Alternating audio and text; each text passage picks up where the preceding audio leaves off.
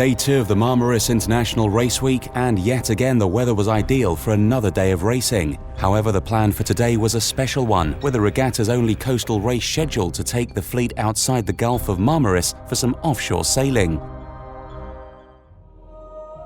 There was an impressive-sized fleet that turned out to race this morning, with 150 boats waiting patiently as each division took their turn on the starting line. The first start was at 10 a.m. and the breeze was very light for the sailors, meaning that the emphasis was on good tactics if the teams wanted to break away from the rest of the fleet. As the race got underway, the fleet was split into two. Those that opted to get the first of the breeze from the Aegean Sea held onto the west side of the Gulf, while the rest chose to go east, keeping closer to the coastline.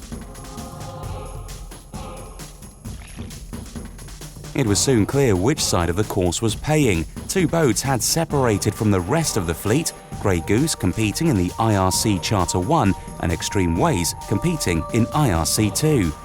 They had both chosen to keep to the east coast and managed to obtain a massive advantage over the others, blazing ahead.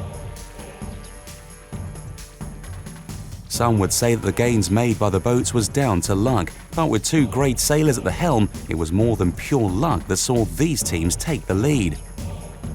Rodion Luka, the 2004 49er silver medalist, was helming on Grey Goose, skippered by Dmitry Sokolov. He is not new to Marmaris International Race Week, and he has been competing here long enough to know a few of its secrets.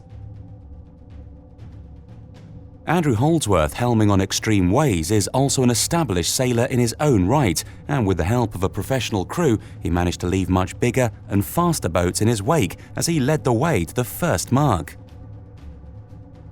The course race today measured approximately 30 nautical miles, long enough to give the teams a chance to ratchet up some speed and make some all-important gains. Once they'd started, the fleet had to pass by the island of Yalanchik before continuing to the first mark. A long downwind first leg found the two protagonists of the day still leading, but closely followed by the bigger boats that had managed to catch up.